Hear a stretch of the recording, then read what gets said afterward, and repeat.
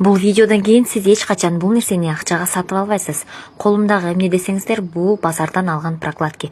Always. Түнкүсүн колдонулуучу, калыңынан, сиңимдүүлүгү аябай жакшы, иши кылып базарда авторитети чоң, рынокто кеңири таралган.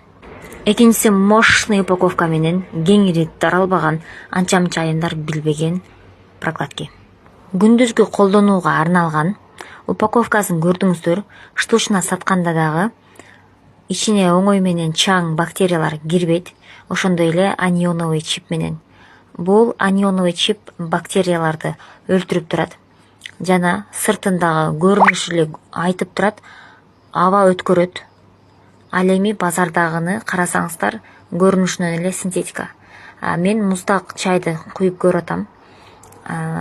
Сиңимдүүлүгүн көрөсүздөр видеодо, суну канчалык сиңирип алганын. Мен бул видеонун аягында өзүм шок болуп калдым. Мындай результатты, мындай нерсени вообще күткөн эмесмин. Мынчалык болуп кетет деп.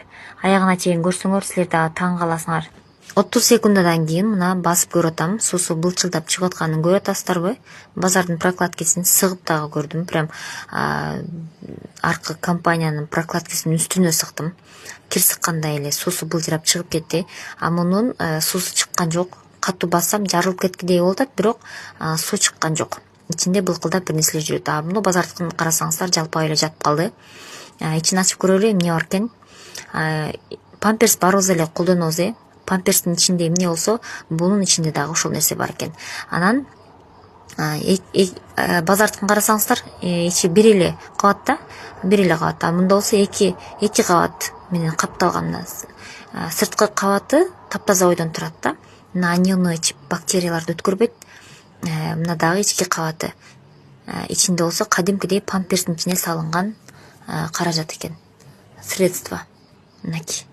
Базардыкын көрдүңөр акыбалын. Эми тандоо силерде.